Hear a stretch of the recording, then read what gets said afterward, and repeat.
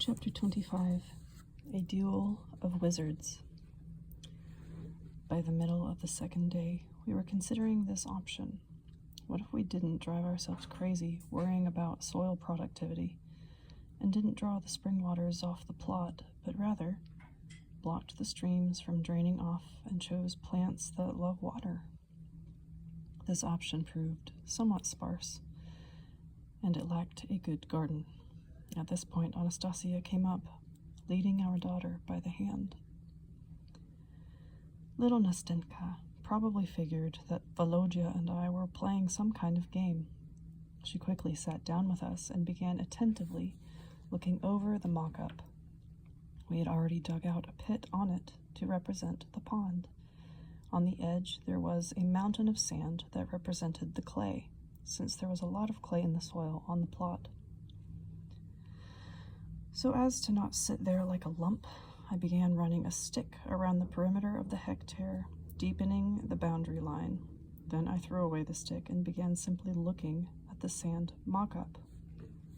On all fours, Nastenka crawled right up to the mock-up, sat down at the edge, thoughtfully rubbed her little nose for some reason, and suddenly, her chubby little hand started raking the sand onto the boundary line, forming a little hill. She did this slowly and carefully. When she got to the middle of one of the sides of the hectare, Volodya too began making an oblong little hill on his side. And without knowing why, myself, I also began raking the sand up onto the line with both hands.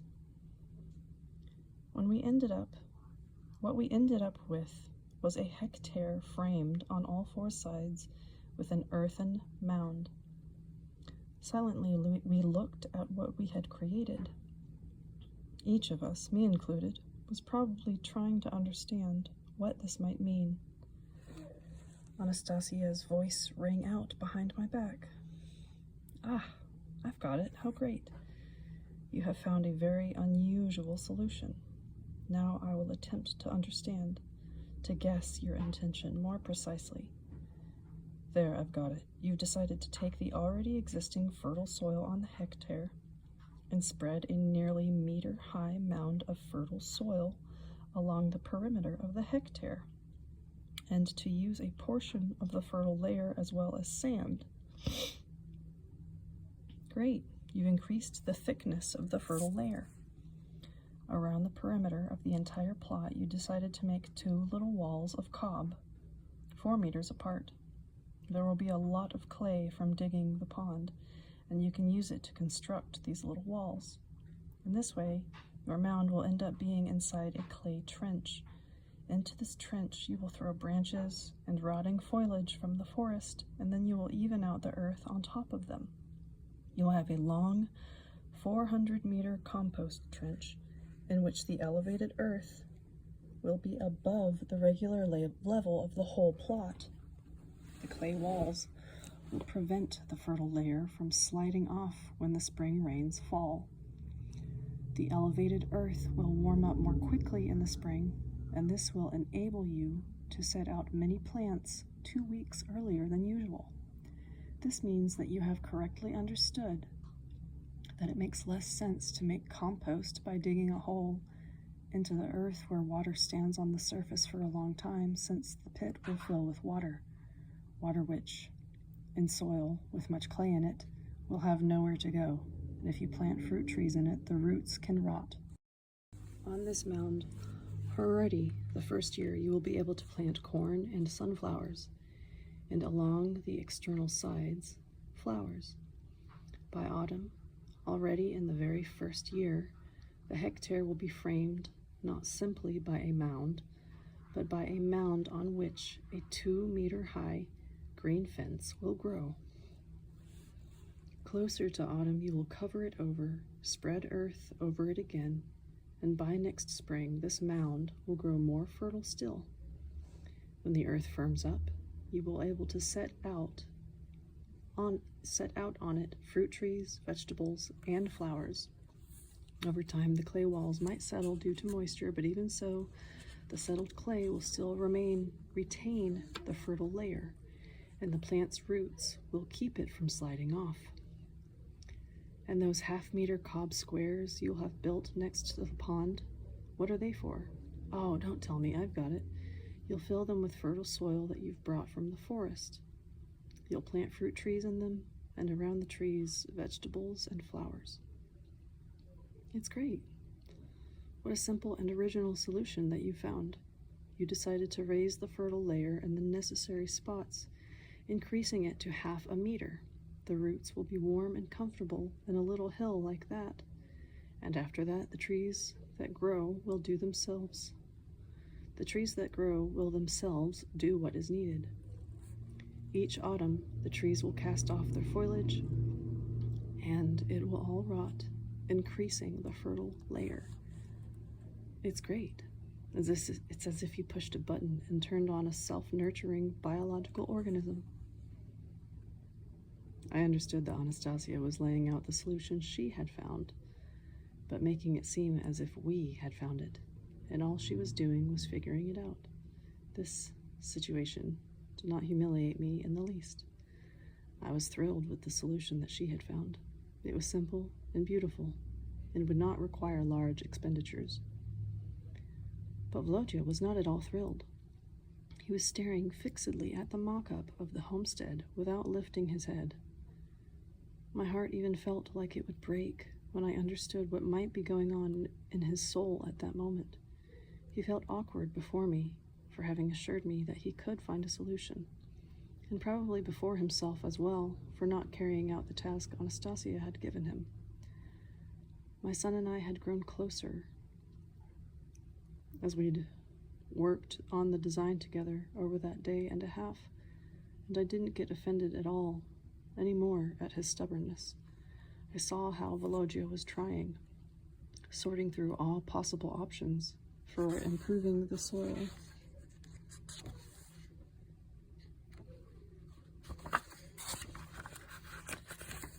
Improving the soil's productivity. Now I felt sorry for him, and I even stopped listening to Anastasia. Really, you can't go and humiliate a child like that. It wasn't enough that the night before I'd kept telling him, trying to prove he wouldn't be able to come up with anything. Now Anastasia, too, with her ensuing criticism, has totally reduced our efforts to rubble. She shouldn't act that way. Or it seemed to me that Anastasia was teasing our son on purpose, forcing him to rack his brains and speed up his thought. So what does this square in the middle of your design represent? Anastasia asked.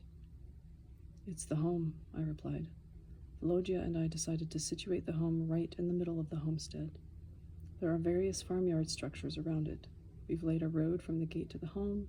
The flowers will be growing along the edges of the road. I was convinced that Anastasia would be praising such a decision, which is why I said, Volodya and I, although it had been my idea to situate the home in the middle of the homestead, I wanted to support my son in at least some way, but I'd ended up doing the opposite. Now, where's the entrance to your home? Anastasia asked. On the driveway side, of course. You drive straight up to the entrance, leave your car in the parking area right in front of it, and go up to the veranda. There will be a table there. We can drink tea with friends and admire the flowers, as well as the driveway, Anastasia added, her voice a bit needling. As well as the driveway, I replied, if the driveway is done in pretty stone. And what is situated behind the home? Behind the home are the pond, the garden, a vegetable garden of some kind. That means your garden has ended up in the backyard. You're drinking tea on the veranda with your friends, admiring the flowers, and everything that's situated in the backyard is deprived of your attention. Vladimir, you know very well that all animals and plants need human attention. Without it, they are unable to fully fulfill their life's purpose. Plants can give a person the energies he needs, assuming they know precisely which energy he needs in the first place. But how will they learn about this if you limit your interaction with them? Vladimir, do you know what the purpose is of interacting with the plant world? I do, I replied, trying to hide my disappointment that, as it turned out, I hadn't been terribly successful in placing the home. Half the hectare, including the garden, really, had ended up in the backyard. And something else I don't understand, Anastasia continued, is why you didn't remove that huge hill on the bank of the pond. It weighs down the space. After hearing these words, Volodya could not restrain himself any more. He stood up, bowed slightly to Anastasia as he had done before, and said, "Mama, permit me to clarify this for you." "Please, dear son, do clarify it." They were standing opposite each other, son and mother, but for some reason, I got the impression that they were two great wizards of the universe standing opposite each other. Now they were going to enter a duel of intelligence and man's capabilities. My God, how beautiful Anastasia was. How enigmatic and extraordinary in her capabilities and thought was this woman who had become the person closest to me. One life, and even two, would not suffice for me to reach her level. And our son, whose facial features somewhat resembled Anastasia's, was also handsome and statuesque. Statuesque? Yeah, I said that right. But a bit foolhardy or excessively confident. Why was he entering into the showdown? And in my presence, to boot. He himself had said that Anastasia's capacities exceed his own. Probably he's proud and decisive, but a bit foolhardy. Even so, I was rooting for Volodya with all my heart. I wanted him to emerge victorious in this competition, whatever form it might take. And it began. "This isn't just a hill, Mama," Volodya said. "Then what in the world is it?" Anastasia inquired with a smile, her voice a bit needling. Well, how should I put it? Slowly drawing out the words, clearly trying to think up some rational explanation for the hill, Volodya suddenly said, It's the bathhouse, Mama." I even started. So surprisingly absurd was my son's announcement, but without knowing why myself, I affirmed this with a kind of gravitas. I don't know how to pronounce it. That's my best guess. Yes, it's a normal contemporary bathhouse, a structure you really need on a homestead. If you don't have a bathhouse, where the heck are you going to wash and have a steam bath? I tried to draw out the time every way I could to give Volodya some way to get himself out of this fix and think of something. He would have been better off saying this mountain would be for skiing during the winter. He definitely was foolhardy. And you can sleep in the bathhouse too before the home is ready. I went on, continuing my line of reasoning, but now I didn't know what to say next, and I fell silent.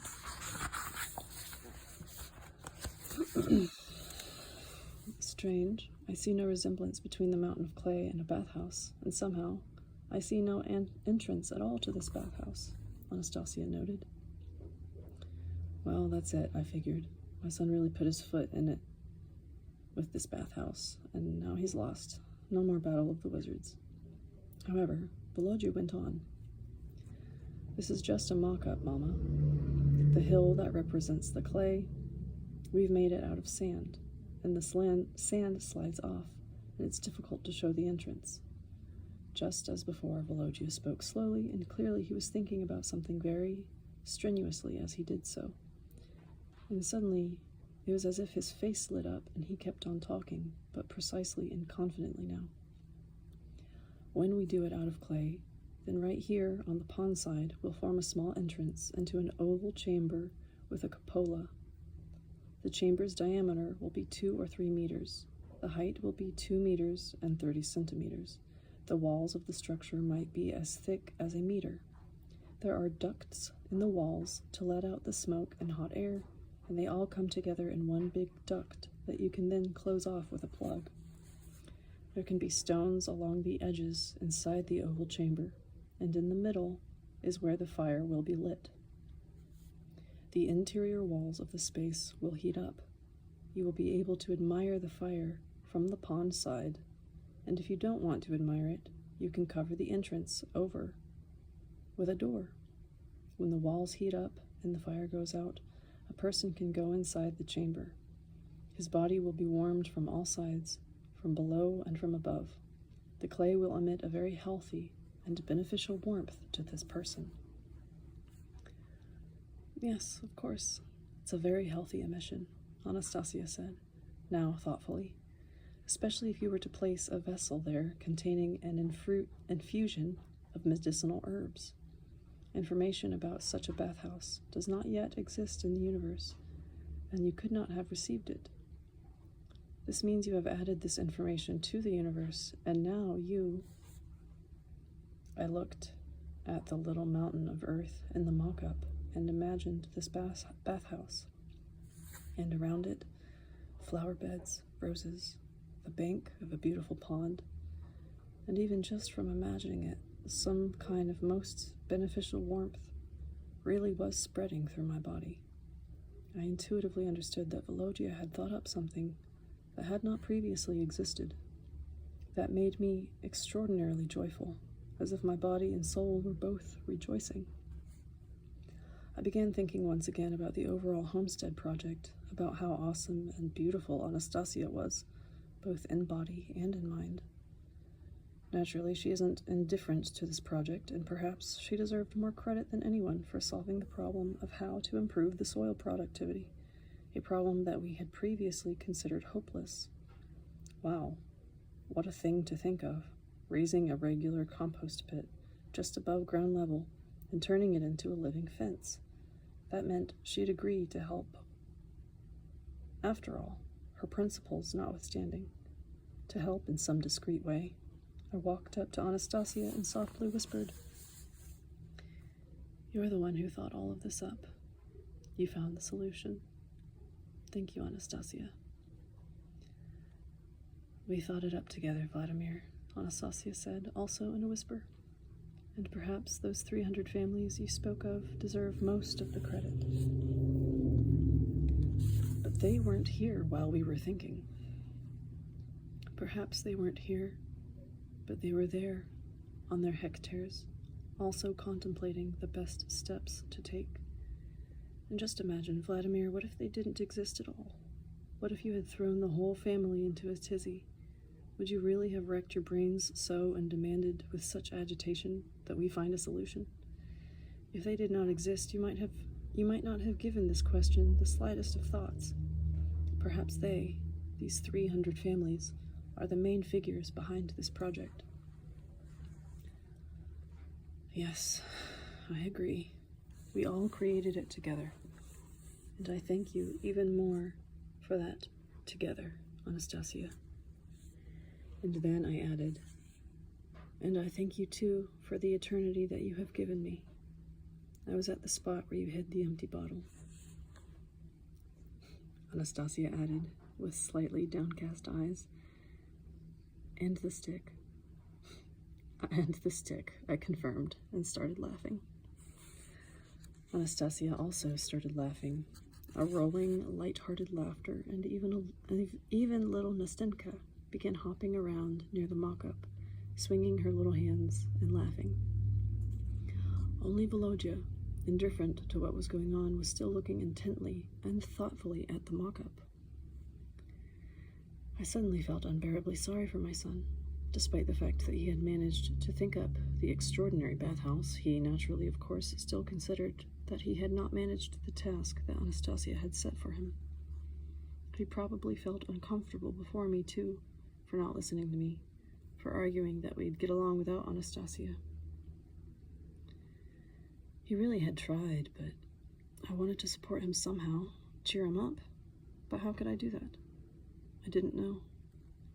Volodya was looking at the mock-up intently, most likely trying to come up with something else of his own in it. He didn't understand that we had already come up with what was most important.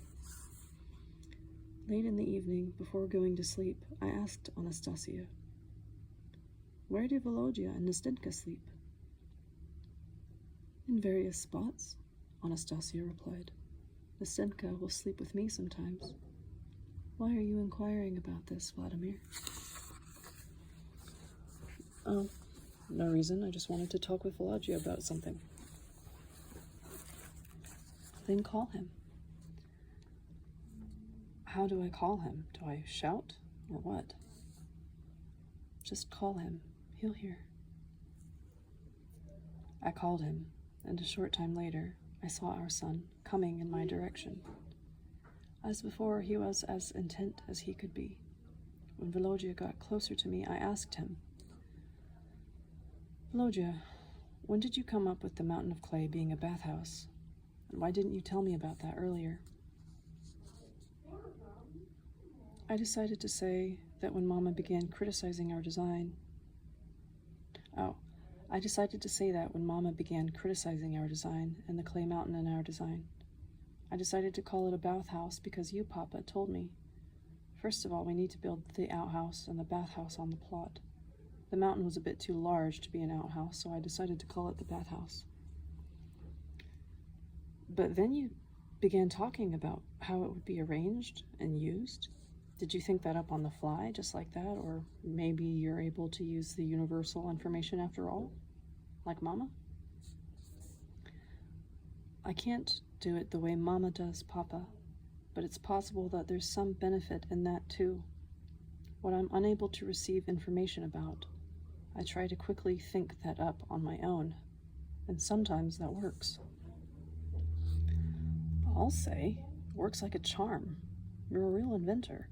I can't get your invention out of my mind. I've even decided to make up a working model when I get back. I'll build a clay pitcher. I'll buy a clay pitcher, put a hole in its base and cover its mouth with a cover of some sort with a hole for a pipe. I'll light a candle inside it, leave it for an hour or so instead of a fire, so we'll see how it heats up. Only a pitcher's walls are thin, so we won't have a perfectly accurate model. Papa, apply a layer of clay around the pitcher, and the model will be more accurate. Perfect. I'll apply a layer of clay. Now, Volodya, please forgive me, well, for being so hot-headed and saying that you have nothing to think with. Don't be angry with me. I have never gotten angry at you, Papa, he answered calmly.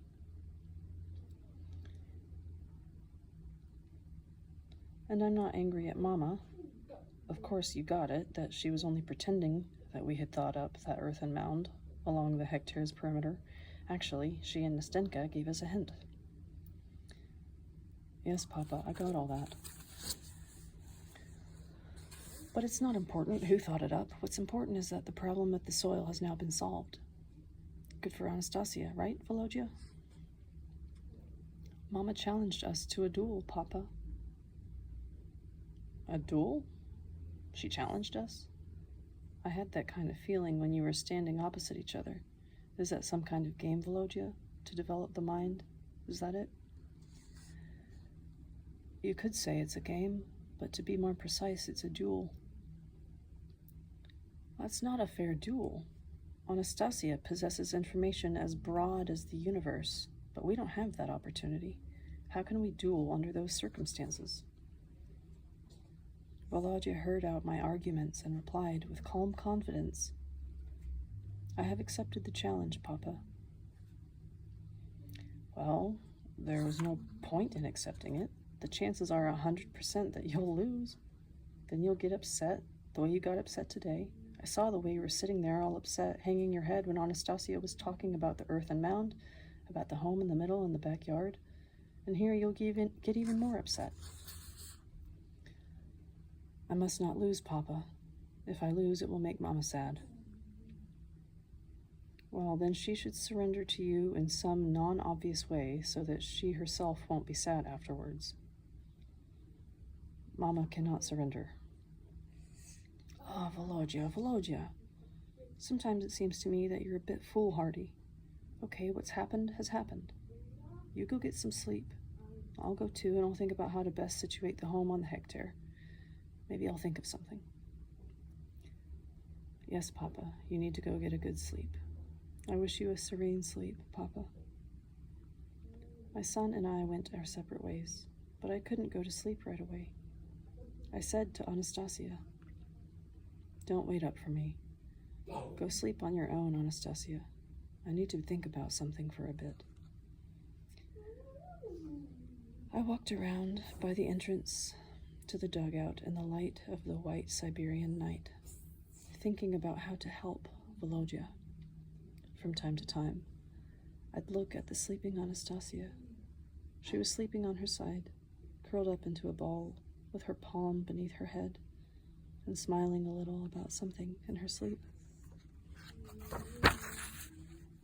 She's smiling like a child, a gentle beauty. But the day before, she sure had ripped apart our layout, mercilessly. She'd called the spot where we'd put the home in the mock-up incorrect. Half the hectare had ended up in the backyard, she'd said. Of course, that really was the case. I needed to recall how many homes were situated in the landscape design journals. Of course, Volodya wouldn't be able to solve the problem of where to situate the structures since he didn't have the information. I'd have to think of everything. Otherwise, he'd lose all the confidence in his own capabilities. I had such a strong desire to help my son that I sensed that I wouldn't fall asleep until I'd thought of something useful. I'd seen lots of country homes with various structures on plots of lands, so that it meant that it was up to me to find the correct solution. But it wasn't coming. Most of the houses I'd had the occasion to see basically had their windows looking out over the driveway. It was getting long past midnight, but I was still walking back and forth along the dugout, sorting through various options for situating the home in farmyard structures. And suddenly, it came to me. It came to me just like that, somehow, as if it just erupted, and I really liked what came to me. Well, I'll give her an answer tomorrow. Yes, I'll answer her. I started imagining the way, the next day, I'd answer Anastasia's remark about the backyard. I'd state in an offhand way, "Anastasia, you were saying something here yesterday about the spot where we put the home, about some kind of backyard." "Yes," she would say. "I was saying that half of your hectare has ended up in the backyard." "That's not true, Anastasia. That's not the way it is at all. You just failed to notice a little indentation on the mock-up. That's a veranda that goes around the whole home. When it's hot, we'll sit on the shady side with our friends along the wall that's on the other side of the house from the entrance. We'll sit and admire the garden and the flower beds, and thus you don't have any backyard. An open veranda runs all around the house." "Yes, that's true," Anastasia will say. "I didn't notice that." I decided that I had come up with something good and quietly, so as to not disturb her sleep. I laid down on the fragrant bed next to the sleeping beauty.